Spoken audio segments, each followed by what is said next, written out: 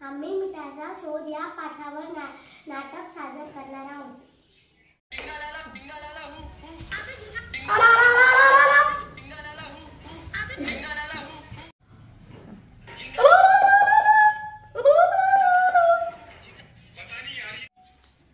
पूर्वीच्या काळी मानव जंगलामध्ये गुहेत राहत असे आणि कंदमुळं खाऊन पोट भरत असे। शिकार करून प्राण्यांचा मांस खात असे।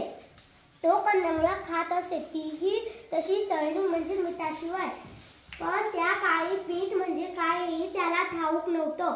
एके दिवशी असंच जंगलामध्ये भटकताना एका आदिमानवानं काही हरणांना ठराविक जागी एका झाडाच्या बुंद्यापाशी असणाऱ्या दगडांना चाटताना बघितलं। बरेच दिवस त्यानं या गोष्टीचं निरीक्षण केलं। त्याला खूप आश्चर्य वाटलं। मग त्याच्या मनात कुतूहल जागृत झालं। काय असेल बरं हे?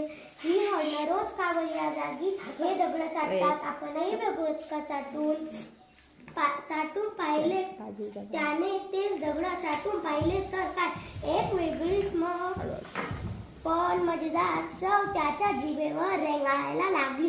त्याला ती खूप आवडली। तो रोज त्या जागी येऊन तो दगड चाटू लागला। त्यानंतर त्याला एक युक्ती सुचली। त्या दगडाचे त्याने तुकडे केले। ते तुकडे आपल्या गुहेत नेऊन ठेवले आणि कंदमुळं खाताना रोज थोडा थोडा दगड चाटू लागला। त्याला आता जेवणात खूप मजा येऊ लागली। ते तुकडे संपले। मग त्यानं आधीच्या जागेवरून आणखी दगड आणले, पण त्या दगडांना पूर्वीची चव नव्हती।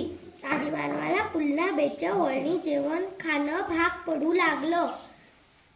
त्या दगडाचा शोध घेण्याचा त्यानं खूप प्रयत्न केला, पण तो दगड काही त्याला मिळाला नाही। डोकापाशी म्हणजे जेथे जंगल संपतं अशा जागेवर येऊन ठेपला। तिथं समुद्र किनारा होता। तो चालत चालत त्या समुद्राच्या पाण्यात गेला आणि काय आश्चर्य, ते पाणी त्याच्या हातपायांना झोंबू लागलं। आदिमानवाच्या हातांना आणि पायांना बरंच खरचटलेलं होतं। दगड यामुळे पायांना बऱ्याच जखमाही झाल्या होत्या।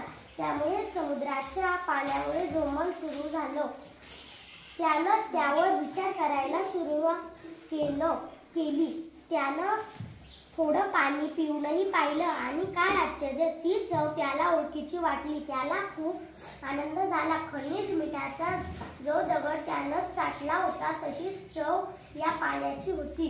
मग त्यानं विचार केला, जेवण म्हणजे कंदमुळं, ती खाताना मधमधून हे पाणी प्यायलं तर, पण ते काही त्याला जमेना। ती चव त्याला हवी होती। ते पाणी त्याच्या गुहेपर्यंत नेणंही त्याला शक्य नव्हतं। मग पुन्हा त्यानं विचार करायला सुरुवात केली।